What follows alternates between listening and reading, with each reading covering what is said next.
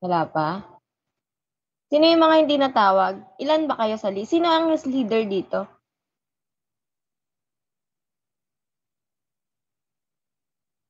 Wala si Jedy na ano, no? Wala ka pa pala dito, Jedy. Okay, sige. Mamaya na lang natin pag-usapan kung sino yung gagawin kong representative. So, ito muna tayo sa concept natin today, ha? Makinig kayo. Lang matutulog muna, ha? Saglit lang to, guys. Huwag kayong mag-alala. So, subject natin ngayon is immunohematology or also known as blood bank. No, anong idea nyo pag sinabing blood bank? Sweetie Fanny. Ma'am, blood transfusion. Oo, okay, ano pa?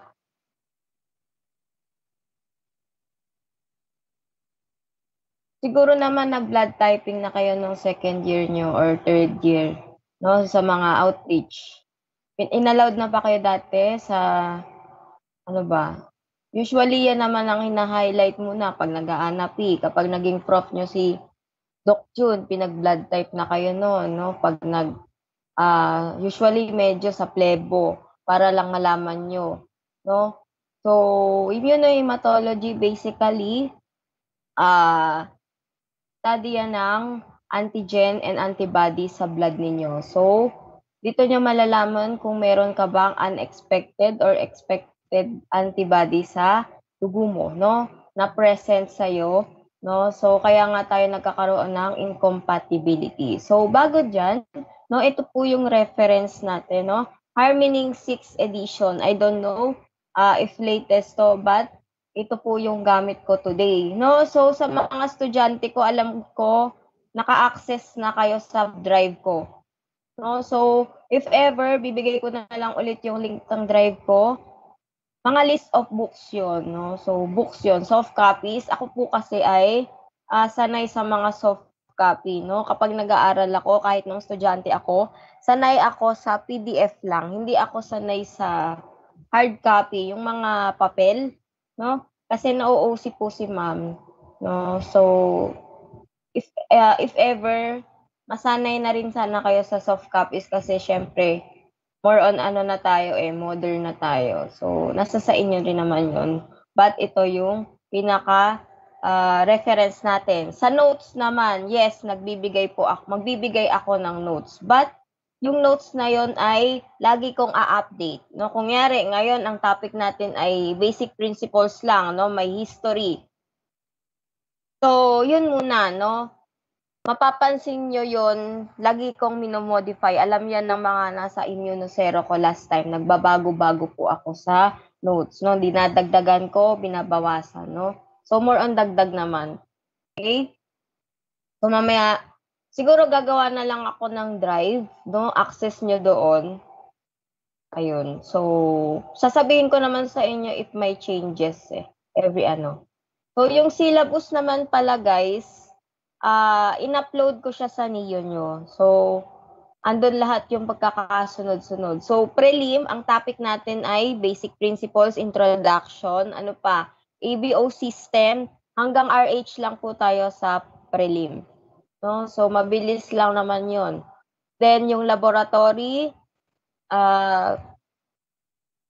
yes, madali lang naman ang laboratories. Hindi naman siya ganun kakomplikado like bakte. Okay? So, ito po yung reference natin.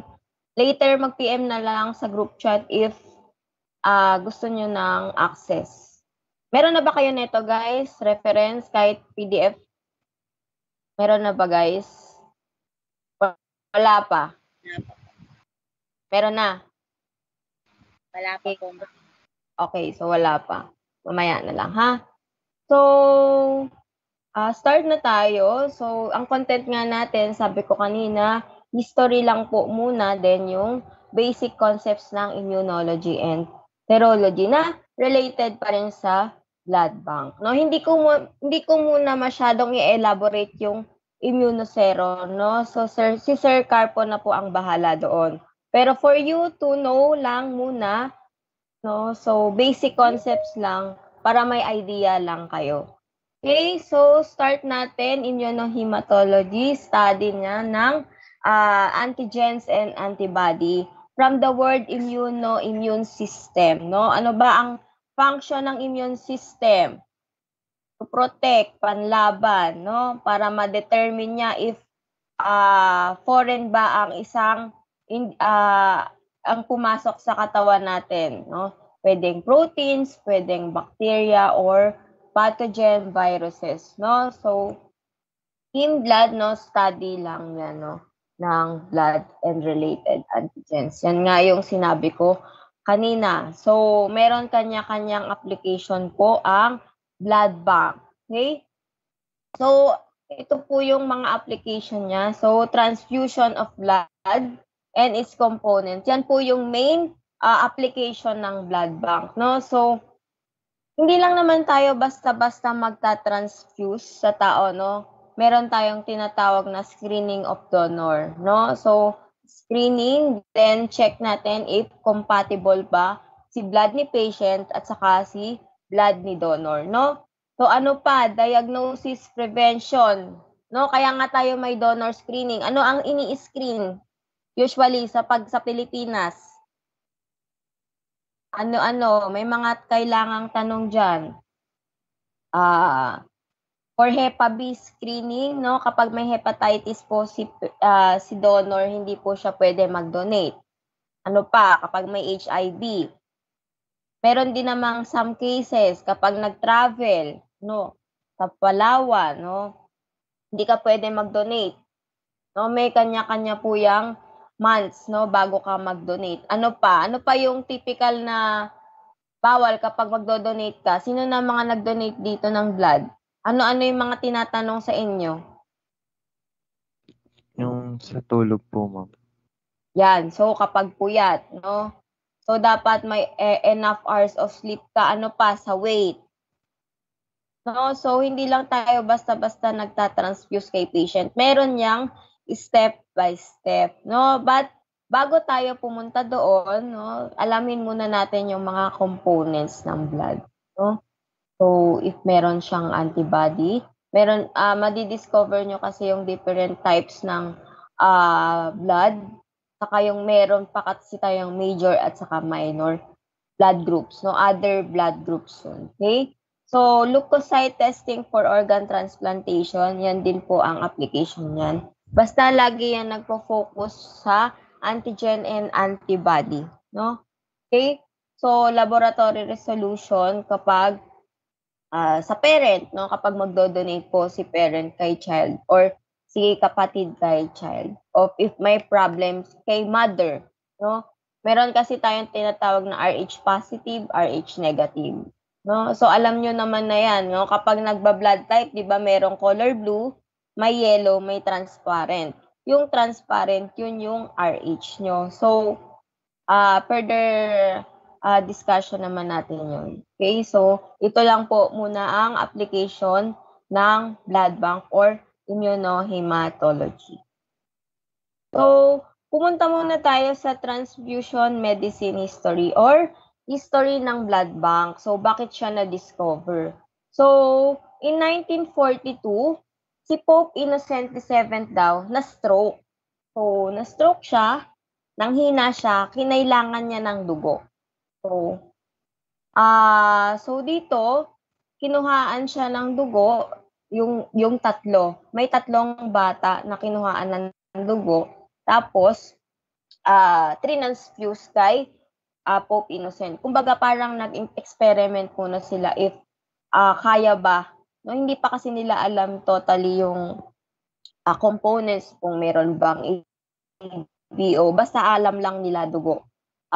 Sadly, itong apat na to namatay, no? So, kumbaga, sinalinan ng dugo yung isa, yung tatlong to. No? Yung una tatlo, tapos kay Pope na. So, wala pong nakaligtas, no? Kasi, incompatible pala talaga silang lahat, no? So, 1869 naman, guys, Braxton Hicks naman. So, si Braxton Hicks po, nag-recommend siya ng anticoagulant, no? Dito naman na-discover nila na yung blood pala, kapag wala na siya sa person, sa individual, nagkaklat. So, kaya sila nakadiscover ng anticoagulant. No? Sodium phosphate po muna yung na-discover nilang anticoagulant. So, sa 1901 naman, biggest break to sa blood bank. Why? Because si Karl Landsteiner is na-discover na niya yung ABO blood groups. No? So, ABO blood groups, no? Una na riyan, ABC dapat yan. So, pinalitan lang nila ng O yung C na dapat blood group. So, na-discover niya dito through, di-discuss ko naman yon kapag nasa ABO na tayo. So, guys, remember, Karl Landsteiner, 1901, discovered ABO blood groups. No? Ito po yung pinaka-importanteng blood groups po sa atin. So, pinakaunang na-discover, pinaka-importante. So, si Edward naman po, siya yung nakapagsaksi ng vein to vein, no? So, gumagamit na siya ng specialized syringe, no? Then si Unger, no, syringe valve apparatus naman yung ginamit niya. Kumbaga, nag-modernize yung way ng pagta-transfuse kay patient. Okay? So, next. 1914, Houston, no? So, kanina, sodium phosphate. Ngayon naman, sodium citrate naman po yung na-discover na anticoagulant. No? So, anticoagulant nga to prevent blood clot, no? Para hindi siya mag-clot po outside the body. Okay? So, 1915, Lewison, no?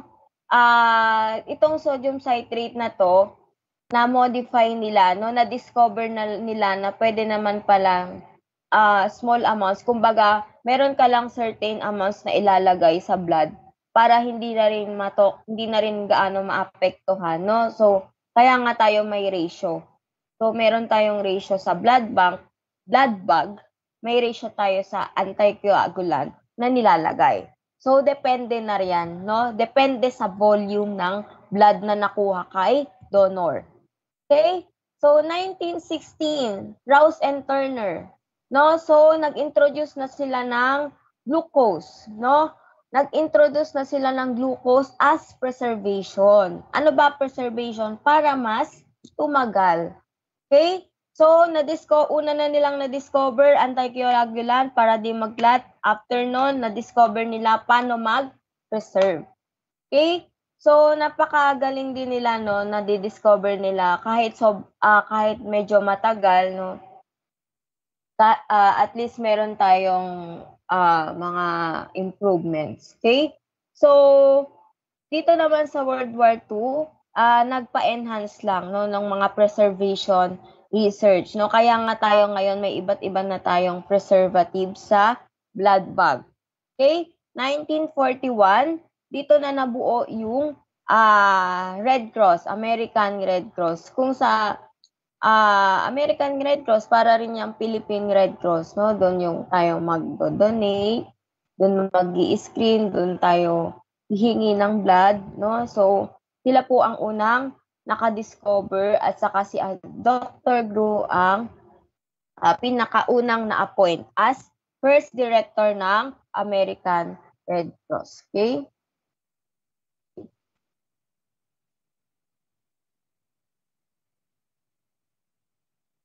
So, 1943 naman. So, again, preservative po ulit ang na-invent. Ito naman ang acid citrate dextrose. Okay? So, after acid citrate dextrose naman, so na-discover nila ang CPD. So, CPD na po usually ang ginagamit natin today kasi nga, ano ang nakalagay rito? Less acidic, no? Less acidic siya, less prone siya makapag error, kumbaga makasira ng blood, no? So, hindi ko naman sinabing nasisira ang blood sa ACD, pero more on less acidic po kasi si CPD. No, kaya siya na yung standard preservative today for blood storage, no, sa blood bag. So, tapos na tayo sa history, naintindihan naman po ba ang history? Pakisabi if mayroon kayong hindi naintindihan, ha?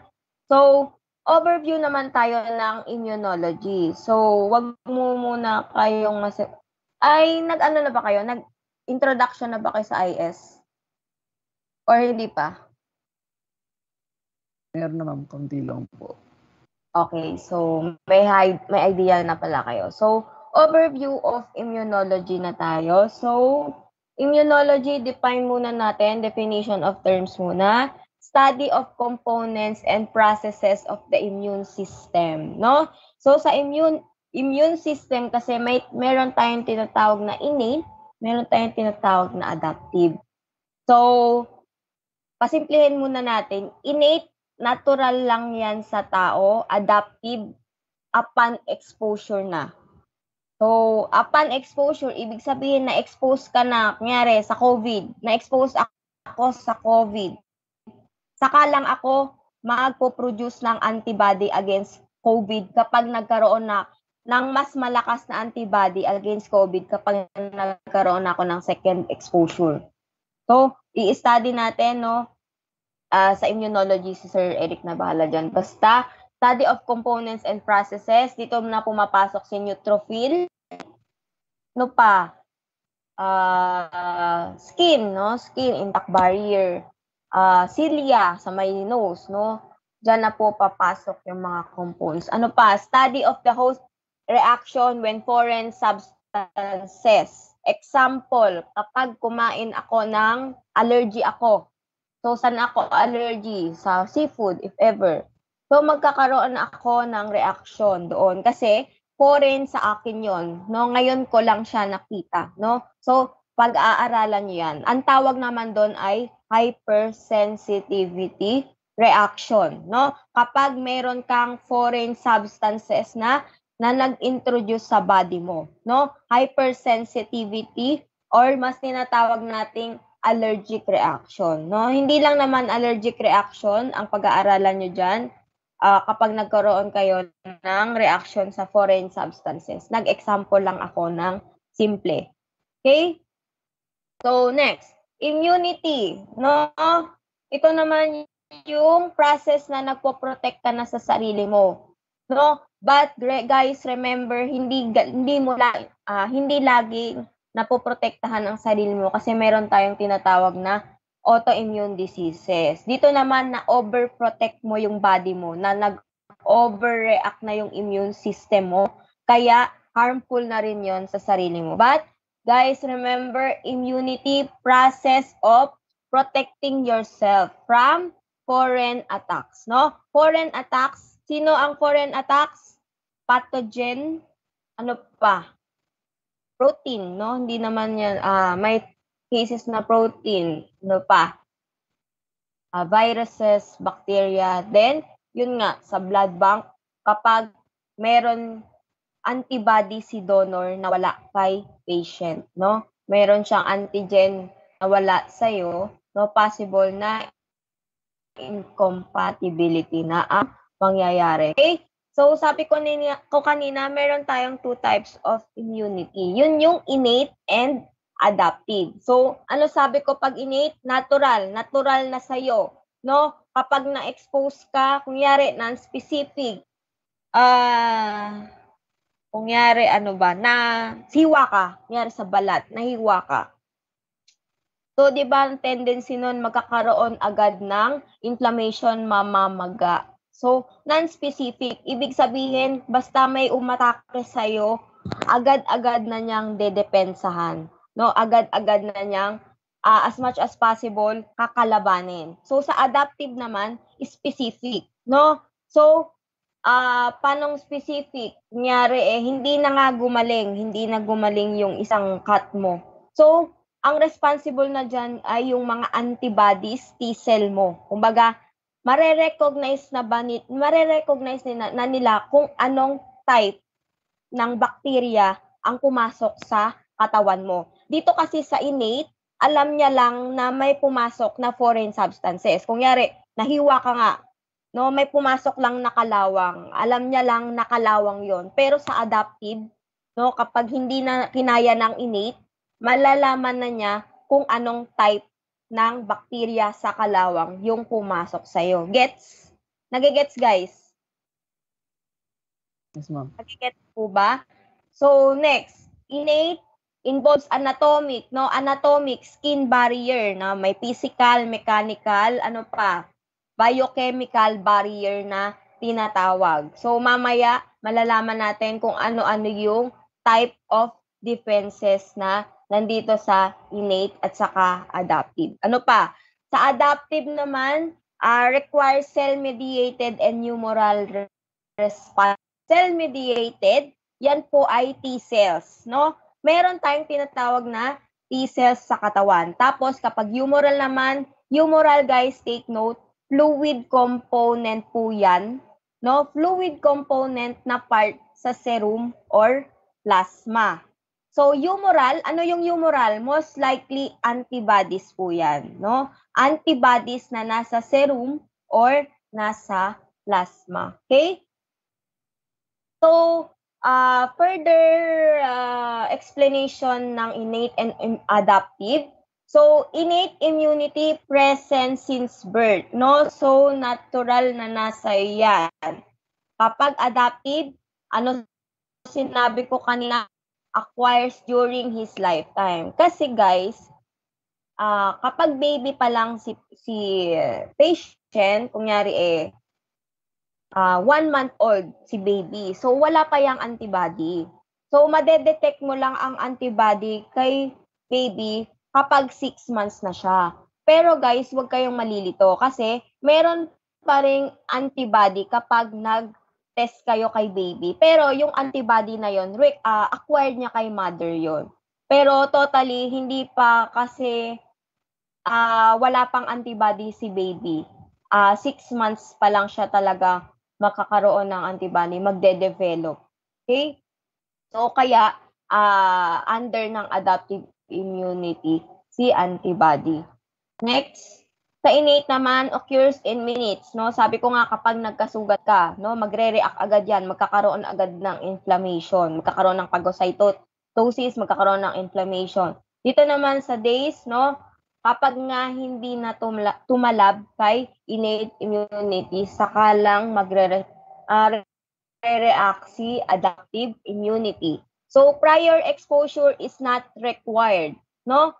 Kapag nasugat ka, kailangan ba ay nagkasugat ako, ayokong pagalingin kasi hindi ko pa yan nakikita. So, hindi natural na nasa iyo yan, natural na sa katawan mo na mag-respond, no? Kapag umuubo ka, 'di ba? Kapag umuubo ka, kaya ka umuubo dahil tinatry ng katawan mo na i-expel yung virus or bacteria na nandito sa throat mo. So, dito naman sa adaptive, develops after antigenic exposure. No, sabi ko nga, anong example? COVID. No? So, yung una kang na-COVID, 'di ba? Parang wala ka pang napakalakas ng reaction sa katawan mo, no? So, wala ka pang nade-develop na antibody doon. At for the second exposure, napansin nyo, hindi ka nagaanong nilalagnat. Sino nagka-COVID dito? So, 'di ba napansin nyo, sa second exposure nyo ng COVID, hindi ka nagaanong naapektuhan? No? Pero guys, case-to-case basis pa rin yun, ha? Ito lang yung overall general explanation ng adaptive, no? So, sabi nga kapag parang revenge is sweeter than the second time around, no? Kapag kay adaptive. Kasi nga, meron na siyang memory, no? Present na yung memory.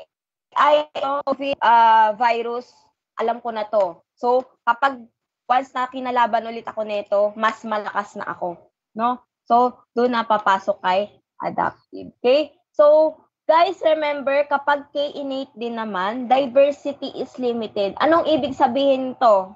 Di ba may sinabi ako sa kanina na alam lang niya yung kalawang na pumasok alam lang niya na lawang ang pumasok sa katawan mo, pero hindi niya alam ang type ng bakterya na kalawang pasok sa'yo. Ganun po ang diversity, no? Limited lang siya. Hindi niya alam kung anong type or specific yung pumasok sa kanya, no? Sa adaptive, more specialized, no? More varied and specialized, kaya more specialized din yung response sa katawan mo. Okay? Next. So, under niyan, meron tayong components, no? May cellular, may humoral. Ano sabi ko sa humoral? Ano ang humoral, guys? Ano ang humoral component? Fluid part? Ay, tama ba? Fluid part, no? Guys, yes, correct. No, fluid part po ang humoral. So, meron tayong nagpo-fall sa innate, may nagpo-fall din naman sa adaptive. So, sa innate, guys, sa under cellular, meron tayong PMN, macrophage, and natural killer cells. So, ito guys, responsible po yan for phagocytosis, no? No? So, meron pa rito, neutrophil, no? Guys, remember, neutrophil ang first na magre-react kapag sa phagocytosis. Second po ang monocytes, no? Neutrophil, short-lived, monocyte, long-lived, no? Next, kapag naman kay adaptive, ang cellular niya ay T-cells, no? Ano ang two types ng T-cells? Sino ang nag-ano dito? IS. Two types of T-cells. Si B, tsaka si... CD8 and CD4, no? T cytotoxic, CD8, T helper cell, CD4. Tama? Apo, ma'am. Okay. So, nagpo-fall dyan ang cellular T lymphocytes, CD4, CD8. Okay? So, next, humoral component naman ng innate, no? Sa complement, no? Ano ba ang use ng complement sa katawan mo? Di ba sila ang responsible for lysis of bacteria? Tama?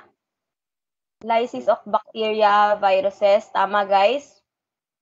So, dito sa innate, no? Si complement po kasi, meron tayong tinatawag na 3 pathways, no?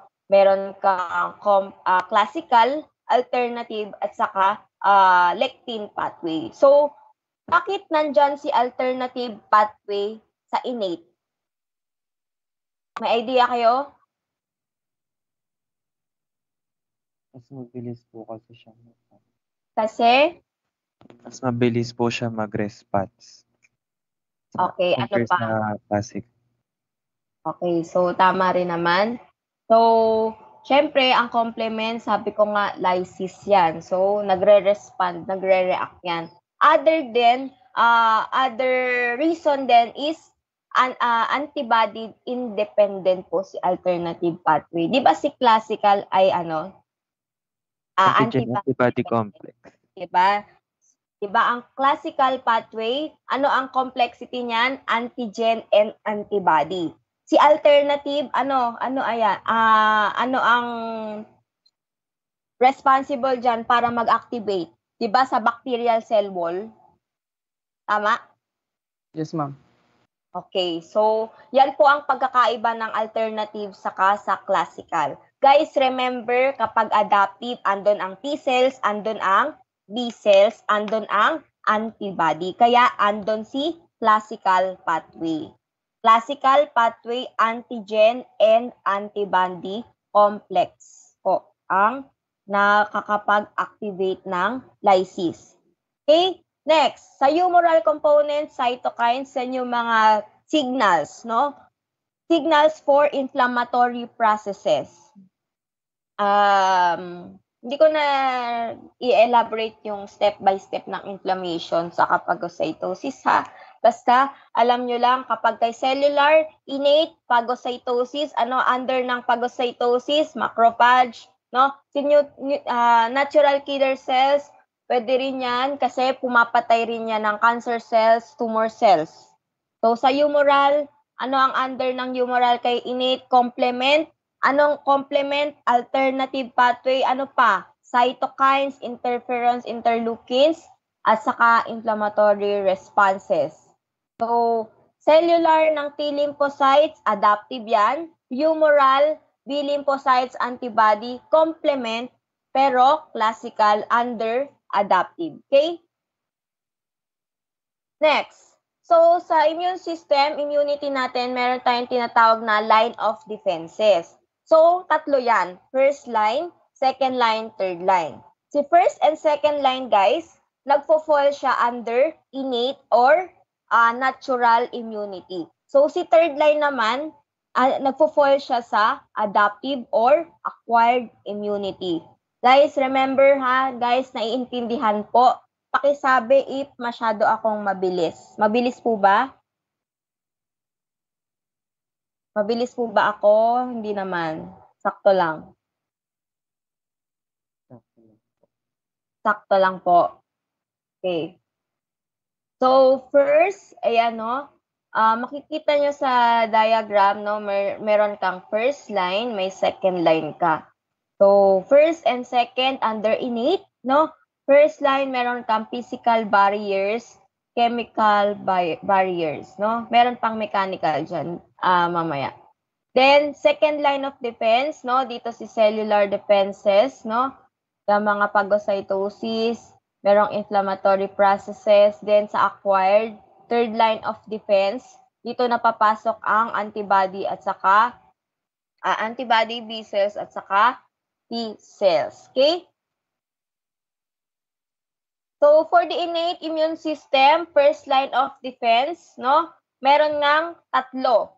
Physical, mechanical, saka biochemical. So, physical barriers, no? Intact skin, no? Intact skin po. Guys, remember, intact skin, ang pH niyan ay 5.6 po. Okay? Ang pH po ng skin ay 5.6. Then, ano pa? Cilia and mucous membrane. Cilia for kapag may pumapasok sa ilong natin na, kaya nga tayo, guys, meron kasi ako nakikita na binubunot nila yung mga balahibo nila sa ano. So, masama yun kasi parang tinatanggal mo yung pinaka-protection mo eh. So, guys, remember din po, si mechanical barriers, no? Ano ang under ng mechanical barriers? Yun yung cough reflex. Yung sinabi ko kanina, kaya ka umuubo kasi, diba minsan naiirita ka, ubo ka ng ubo, hindi mo alam yun na pala yung nagpo-protect sa'yo, no, para matanggal. Kaya ka nga may plema, no? Tinatry niyang alisin yung virus or bacteria na pumasok sa'yo. Okay? So, next, biochemical barriers, no? Kills pathogens before entering the body. Ano example? So, best example natin dito ay sa natural flora, normal flora po.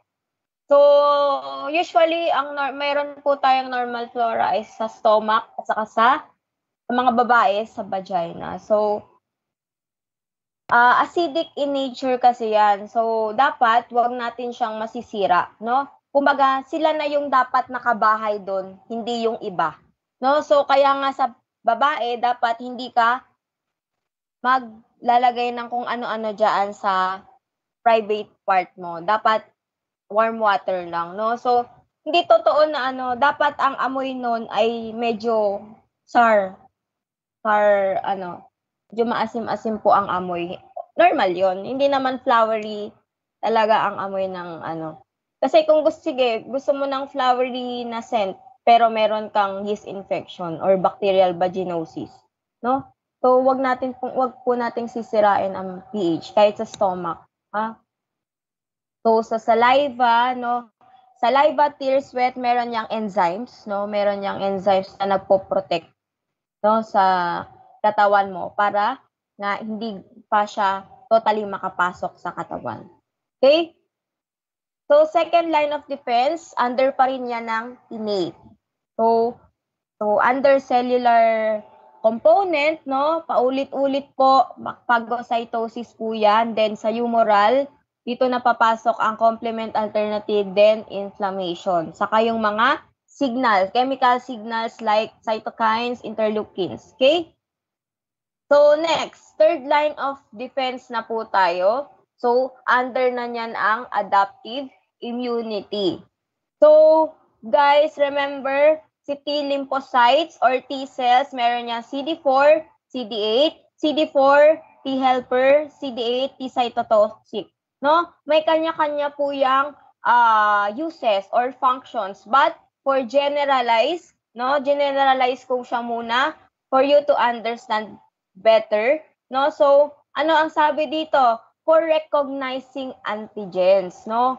For recognizing, kaya nga tayo may tinatawag na major histocompatibility complex, no? Sila yung parang plato, no? Sila yung parang plato sa T-cells na magse-serve, no? Na magse-serve sa virus, no? So, ipe-present po kasi yung antigen na yan kay T lymphocytes para ma-recognize niya. Kaya nga tayo nagkakaroon ng memory, no? 'Di ba sabi ko kanina sa adaptive meron tayong memory, no? Kapag second exposure or third exposure na sa virus or bacteria, meron ka ng mapanlalaban kasi nga natandaan mo na kung anong klaseng virus or bacteria yung pumasok sa iyo. Ano pa? Involved in response to viral, fungal, and parasitic infections, no? CD8, no? T-cytotoxics. Papatayin mo na yung mismong virus or bacteria na pumasok sa iyo. Mediate, regulate immune response, no? So, mare-recognize mo na, mare-regulate mo na, mapaprocess mo na yung mismong virus or bacteria na pumasok sa iyo. Ang pinaka-result nun ay mag-i-increase ka ng immunity, no? Mas kakalabanin mo na siya kasi nga marami ka ng katulong. Ano yung katulong mo? T-cells, no? Yung T-cells nga, meron yang iba't ibang uses, may iba't iba yang classification. Okay? So next, humoral or fluid component, no? So guys, remember humoral mediated, no? Humoral mediated specifically for B cells and antibodies, no?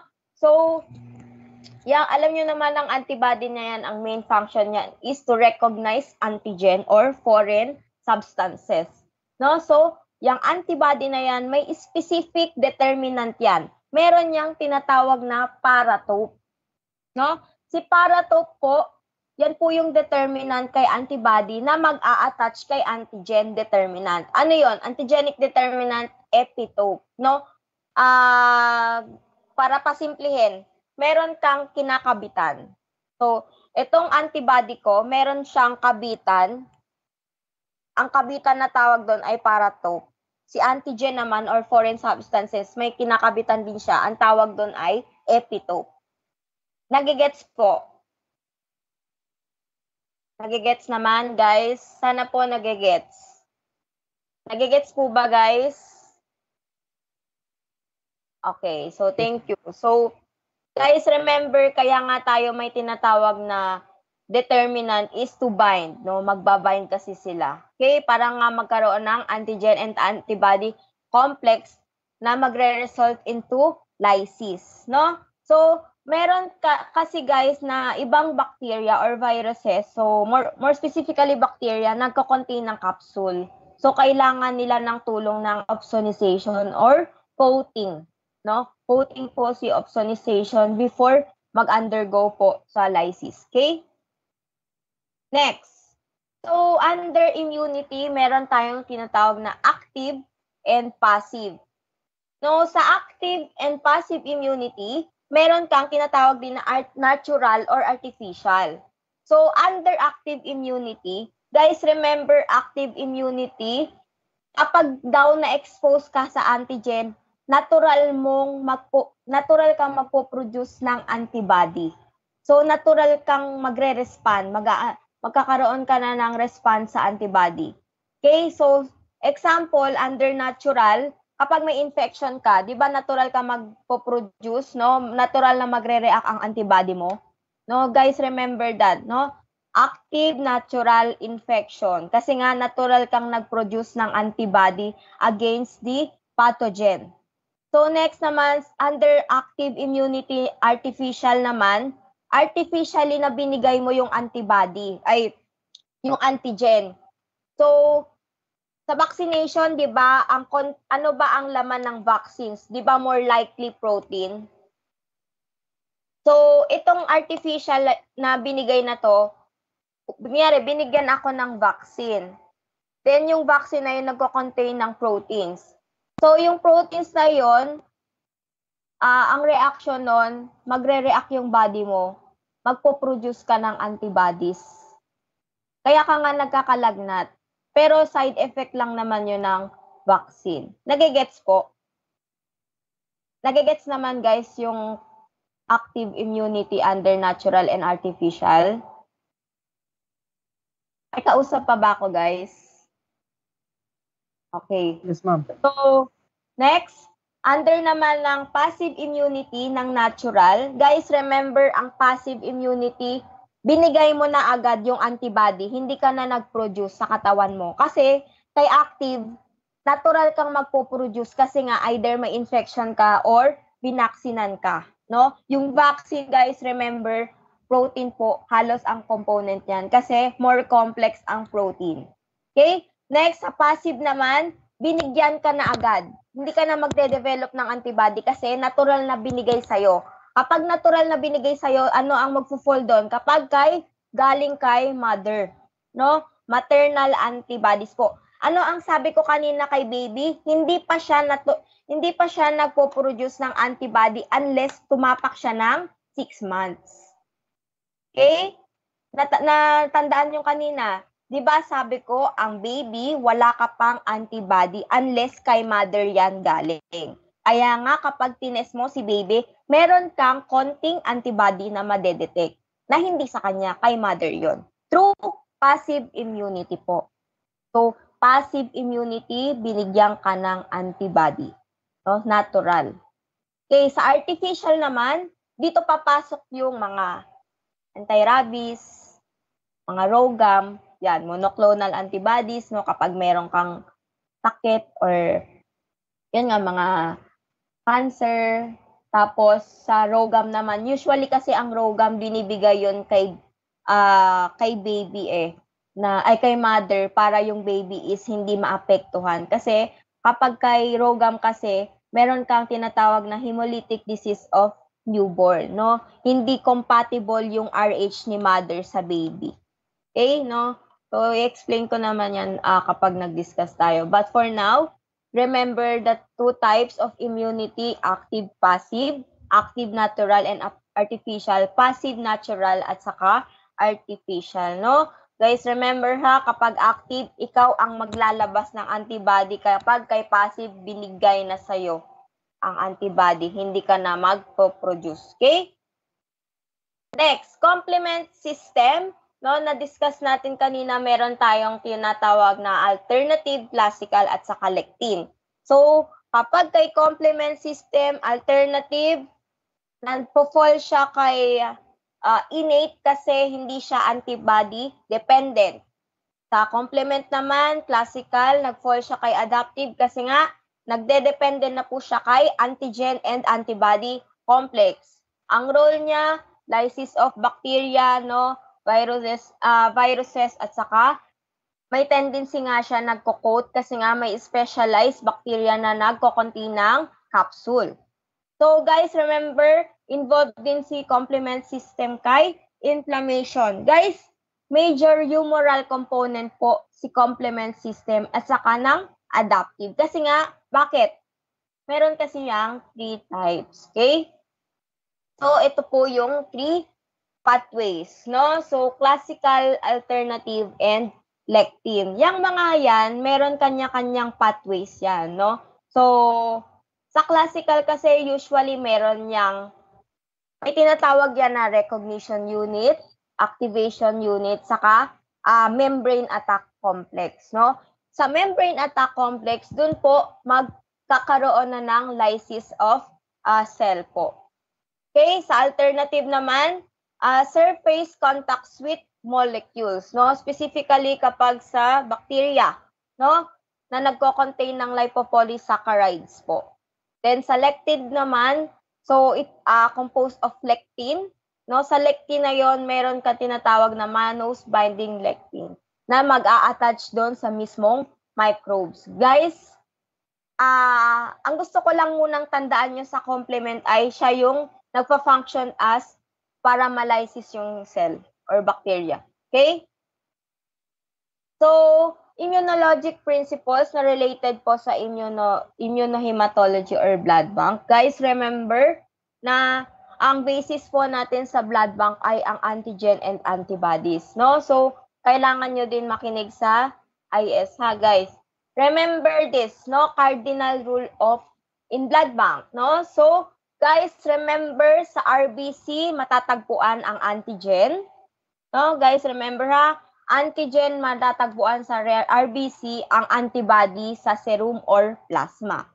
Kaya nga tayo may tinatawag na forward and reverse typing sa blood typing. So, sa mga susunod na yan. So, guys, remember that na ang antigen nasa RBC, ang antibodies sa serum or plasma. Nagigets po? Basically, guys, itong antigen sa RBC, kapag nagpa-blood type tayo, di ba? Ang color blue is anti-sera A, ang color yellow anti-sera B, ang transparent yun yung 4RH. So, kapag type A ka, di ba meron kang magre-react ka sa blue? Ano yung blue? Di ba type A yun, anti-sera A? Ang ibig sabihin nun, meron kang A antigen. Di ba ang sample lang naman natin dito is whole blood? No? So, ganun lang yung explanation nun. So, nag-react kunyari ako type B, magre-react dapat ako sa anti-sera B. Kasi meron akong B antigen. Nagigets? Yes, ma'am. Nagigets po. Okay. So, sa antibodies naman, dito pumapasok yung sa donor na to. So, kasi ang titignan mo na dito yung serum na pinaka-serum na, kasi doon na nga magko-contain ng antibodies. Dito na papasok yung mga incompatibility. Okay? So, yun muna for now. Next, antigens, no? Kanina pa natin sinasabi yung mga foreign substances na yan, no? So, guys, remember antigens, siya yung nag-stimulate ng responses, no? So, siya yung nag-stimulate para magkaroon ng production nga. Kaya nga may tinatawag na antigen-antibody complex, no? Guys, remember si epitope, no? Yan yung antigenic determinant, no? Yan po ang mag-a-attach, no? So, sa next naman, yung paratope kay antibody. So, guys, remember, example na lang, kunyari na lang nandito yung paratope, tapos ito yung epitope, no? Tapos ito yung antigen. Okay? So, guys, remember ha, antigenic determinant po ng antigen is epitope. Then, yung hapten naman, incomplete yan. Ibig sabihin, hindi yan complex. Hindi sapat yung size niyan. Kasi dapat ang size ng antigen ay greater than 10,000 Daltons para maging capable ka, no, to stimulate production of antibody. So, dito sa hapten, kailangan mo yan ng carrier molecule. Anong sample niyan? Siyempre, ano pa ba? Proteins, no? Kasi nga, yun ang more complex, no? So, guys, remember, immunogenicity or immunogen, capable of triggering an immune response. Guys, remember, all immunogens are antigens, but not all antigens are immunogens, no? Hindi lahat ng antigens ay able to trigger an immune response, but all immunogens are antigens. Nagigets? So guys, remember, si proteins po ang pinaka-immunogenic, no? Siya ang pinaka-immunogenic, siya ang makakapag-trigger ng immune response. Sumunod lang po ang polysaccharides, no? But proteins and polysaccharides are best immunogens po. Okay? Next, characteristics, no? Ano po ang characteristic ng antigen? Dapat nga ay greater than 10,000 Daltons yan. Kasi kung hindi, tatawagin na yung hapten. Yung hapten nga, di ba, incomplete, kailangan niya ng carrier. Ano ang carrier na kailangan? Example ko lang is protein. Para nga magkaroon nga ng production ng antibody, no? Para magkaroon ng binding. Okay? So next, degree of foreignness, no? The more foreign ang individual, the more foreign ang substances, the more na magkakaroon ka ng immune response. Okay? So next, chemical compositions, again, proteins ulit po ito. Proteins, guys, remember, ang pinaka-immunogenic, pinaka-complex, pinaka-ginagamit sa vaccine. Okay? So next, dosage and antigen density. No? The more dosage, the more density, the more dense ng antigen, the more na mag-capable of mag-attach kay antibody. Guys, remember, greater than 10,000 Daltons, greater than 10,000 proteins po, no, capable of immune response din si protein. So, sa blood group antigens, guys, remember lang to, must to know muna to. So, si A, B, and D, blood group po ang pinaka-immunogenic, no? More on mag-capable of triggering an immune response po. Okay? Next. Antibodies, no? Tapos na tayo kay antigen. No, guys, remember, ang ibig sabihin ng antigen ay antibody generating. Short for antigen. Guys, take note nyo yan, ha? Ang ibig sabihin po ng antigen ay antibody generating. Okay?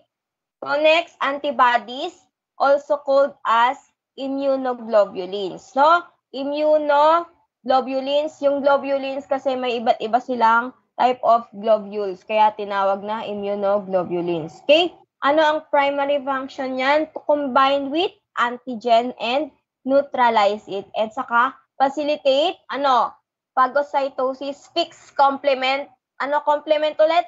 Lysis. Okay? So next, characteristic, syempre protein din po. Mayroon ding protein din naman ang antibodies at saka produce in stimulation ng antigen. So, kailangan kasi niyan dalawa para mag-react sa isa't isa. Okay? So, number 3, specific for the stimulating antigen, no? So, yung antibody na yan, may kanya-kanyang part yan, no? Meron yang Fab region, may FC region, no? Na a-attach kay antigen. So, dito guys, remember, meron tayong tinatawag na fragments, no? Hindi ko muna yan elaborate. Para lang niya alam ninyo muna. So, meron tayong tinatawag na heavy chain, no? Ayan, yung heavy chains, yung haba na yan. Ito, ayan.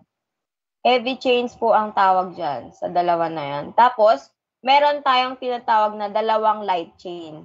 So, ayan. Identical yan. So, sa light chain, meron yan tinatawag na kappa and lambda. So, di ko naman na yan i-elaborate. Then, meron kang disulfide bonds, then variable region, constant region, ano pa? FC at saka Fab region. Ayan, constant region ito. Variable region. Okay? So, nandito po si paratope, ha? Ayan ang paratope. Nakikita nyo ba yung mouse ko?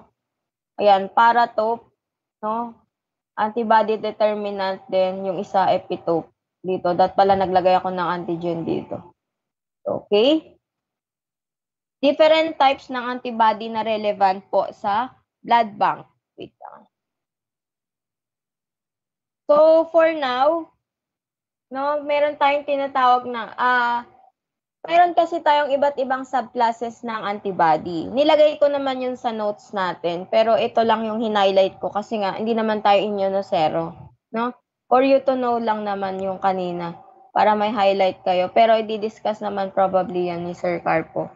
Pero yan, no? Ito yung mahalaga sa blood bank, no? IgM saka IgG. Guys, remember, IgM, cold reacting po yan. More on, sa cold yan magre-react. Specifically kapag ABO ang good type ng blood mo.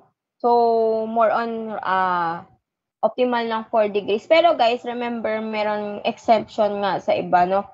Hindi naman laging kailangan, may mga case-to-case basis kasi yan, guys. Then, guys, remember, complete agglutinating antibody po si IgM. Guys, remember this, ha? Immediate spin.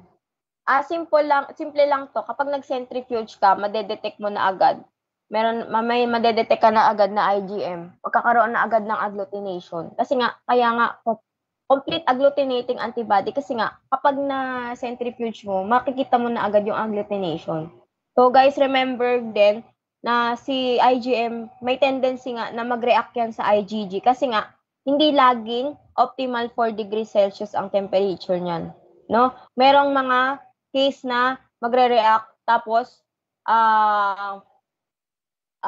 parang kumbaga kakalabanin niya yung IgG.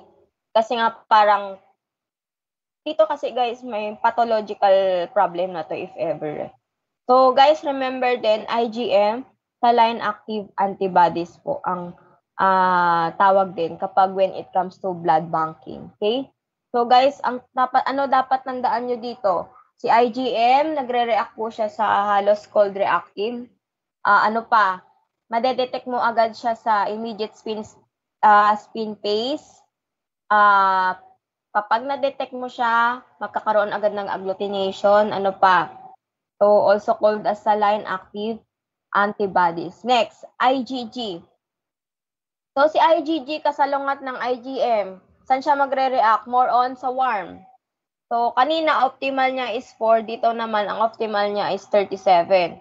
So, guys, remember din, no? Katulad ng IgM, IgG, pwede rin mag-react yan sa other range, no? Depende na.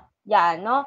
So, dito naman sa IgG, incomplete or non-agglutinating. So, ano ibig sabihin nito?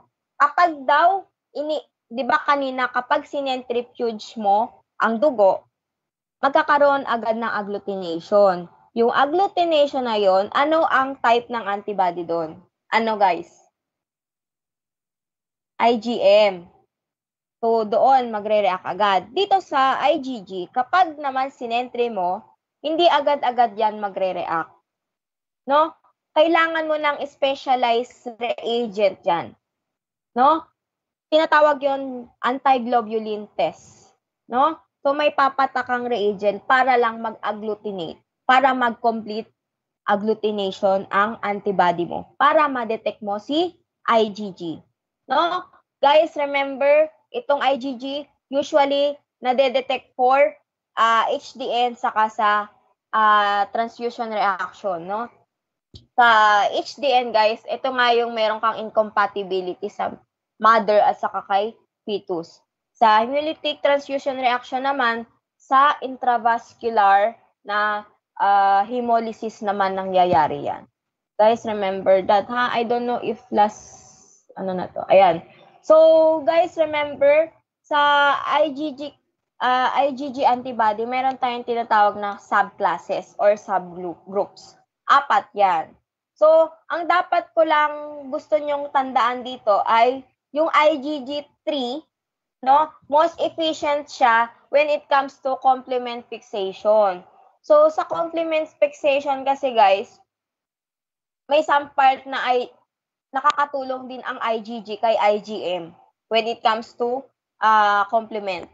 Okay? So, guys, remember, IgG3 most efficient sa complement fixation. Si IgG2 naman, less efficient naman when it comes in crossing the placenta. So, dito nga pumapasok yung hemolytic disease of fetus or fetus. Okay? Nagigets po ba? Guys, ang dapat tandaan nyo sa blood bank ha. Sa blood bank lang to. So, sa IgG subgroups, meron kang 4. Ang dapat mong tandaan yung IgG3. Bakit? Ang IgG3 kasi ang most efficient when it comes in complement fixation. Katulong yan ng IgM. Then, sa IgG2 naman, least efficient siya when it comes in crossing the placenta. No? Natural kasi na maliit ang IgG. No? Nakakapag-cross naman sila lahat ng placenta, but si IgG2 ang least efficient. I don't know, baka kasi meron siyang ibang component, kaya hindi siya ganon nakaka-cross ng placenta. Okay? So, ito lang po ang dapat niyong tandaan sa complement saka sa crossing the placenta. Okay? So, yung mga number na to, hindi ko naman napapatandaan sa inyo to. Hindi naman kayo sobrang medical field na kailangan. Okay? So, next. classification of blood group antibodies, no? Dito naman, para lang alam nyo kung yung mga iba't ibang classification. So, ano yan 6 yan. So, una na riyan yung naturally occurring at saka immune antibodies. So, sa naturally occurring, no, ano lang yan, no, hindi ka lang na-expose, no, hindi lang na-expose si patient sa mga, kumbaga natural lang yung antibody mo, wala ka pang dinadagdag na ibang antibody galing sa ibang tao. Okay? So, immune antibodies naman, kasalungat niyan, na-expose ka na, meron ka ng antibodies. Kunyari, nag-donate sa akin yung kapatid ko. So, na-expose na ako sa antibodies niya. So, meron na akong antibodies na iba. Hindi na sa akin yun. So, binigay na sa akin. So, next naman, alloantibodies and autoantibodies. Under pa rin tayo ng classification, ha? So, unang classification, naturally occurring. Pangalawa, immune antibodies. Pangatlo, alloantibodies. Pang-apat, autoantibodies. Ang alloantibodies naman, after exposure to non-self antigen. So, parang ano lang yan, parang immune antibodies din yan, no? So, na-expose ka na sa iba.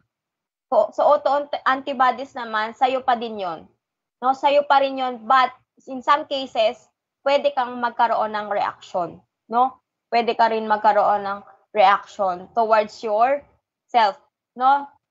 Towards your RBC, WBC, or platelets, no? So, ang tendency nun, pwede magkaroon ng, ayan, no?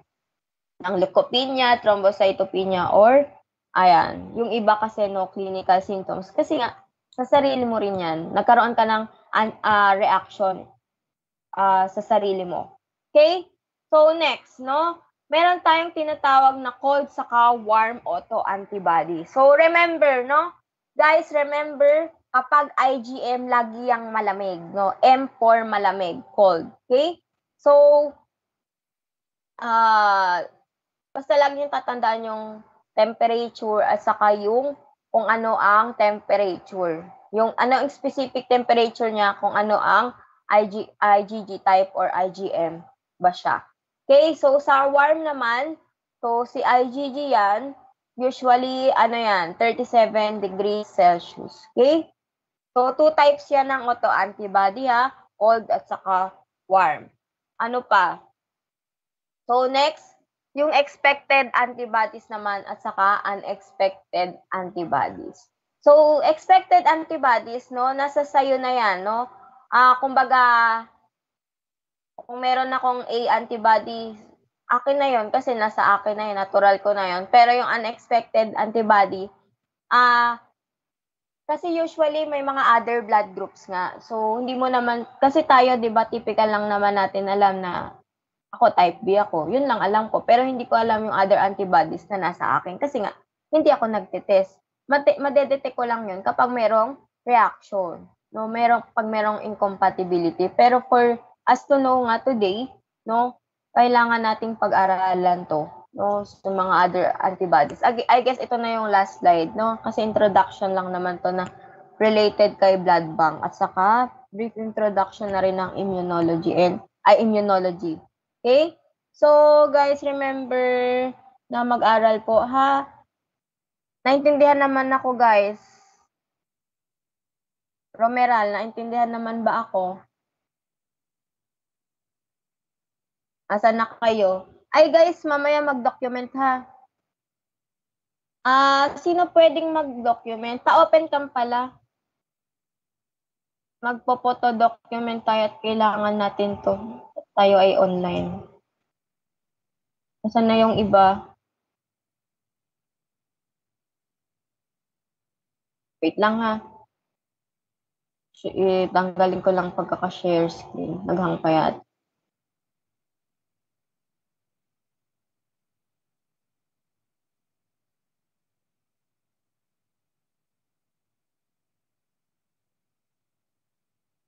Yan. So, nasaan na po yung iba? Paki-open cam po. Baka yung iba tulog na dyan, ha. Paki-open cam, guys. Magdo-document tayo. Photodoc tayo. Tapos, mamaya check ko yung NIO. Yung mga hindi pa naka-enroll dito sa akin. So, sino pwedeng mag-picture? Sino naka-laptop sa inyo? Kaya ano ba, si Jedy, naka-laptop ka ba? O kaya Brian or si Tiffany? Di po ako, ma'am. Si ano, ma'am? Si Ulit po. Si Ulit.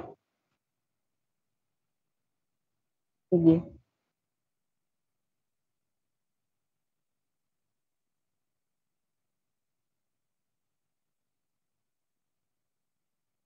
Teka, wait.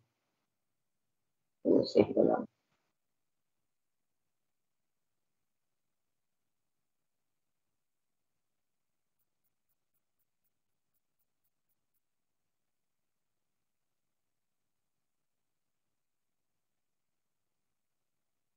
Ay, wait.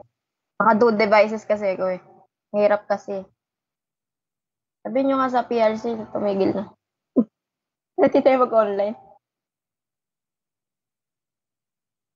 Teka. Sino yung magdo-document, guys? Si Ulit? Nasaan si Ulit? Ma'am, nandito. Mag-ano ka na, picture ka na. 1, Teka. 2, 3. Wait lang, huy. Ay, wala pa. Sorry. Nagmamadali, ma'am, oh. Kamatilig. Skirt, ma'am, din naka-on cam, ma'am. Teka. Wala ba?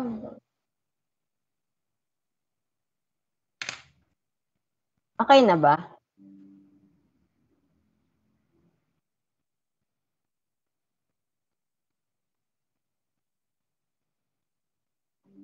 Okay na, ma'am. Wait lang, sige. Tawag dito. Ano pa bang tanong nyo? May curious ba sa pagkatao ko dito? Ba may tanong kayo dito? Yung iba, no, hindi ko nag-estudyante halos, ano. Teka. Guys, ayoko ng late ha, lalo na Friday. Guys, sa Friday, expected nyo may quiz. Quiz natin up to, ilang items kaya, ano? Alvarado. 50. Charot. Basta may quiz kayo sa Friday. Bibigay ko yung notes sa inyo. Pero yung notes babaguhin ko to. Huwag nyo itong ipiprint kasi may mga estudyante ko piniprint agad eh. Babaguhin pa to. Kasi syempre may nag-a-add tayo ng lesson day by day. So, ang next meeting natin is Friday. Hindi naman na ata yun, online. Tama? Syempre din na tayo online nun.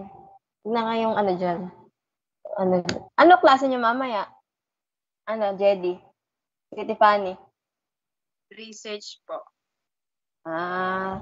Tutulog lang kayo eh. Sino prop niya doon? Si Ma'am Jo po. Hindi pala ba tutulog? O sige na. Basta mag-ready kayo ng quiz sa pag may tanong naman kayo tapos yun nga, ba't 20 kayo sa akin? Parang last check ko 15 lang kayo Paraan. Okay, Alvarado, Abilino, Brian, Delegado. Papasa naman tayo. Papasa naman tayo Jedy? Papasa ba? Papasa yan, sus. Maawa ka sa amin. Maawa ba? Siyempre, kailangan nyo rin mag-aral at makinig.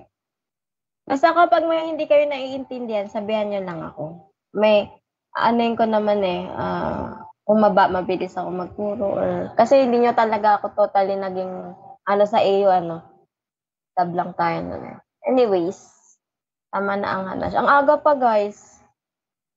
Anong gagawin natin? Gusto nyo mag-quiz? Ayun na, sige na. Bawi na lang tayo sa So, ang next topic pakicheck yung syllabus ha. Ang next topic natin ay ABO, blood group system. So, pakisend na lang sa GC yung document, Katrina ha.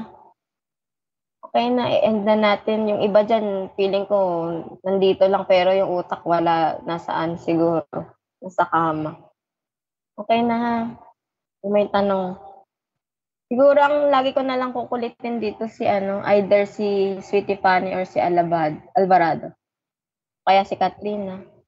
Kayo kilala ko eh. Ma'am, tama yun, ma'am. Sila Kurt. Ikaw din, Kurt. Sige na. Thank you, ma'am. End na, ha? Wait lang sa notes, ha? Bibigay ko rin. Okay? Thank you po. Bye, Thank you, ma'am. ma'am. Bye-bye. See you. Thank you po. Friday 7, ha? Thank you po. Utusan ko kayo pag wala kayo sa Friday. Okay? Bye-bye. Thank you, ma'am. Okay.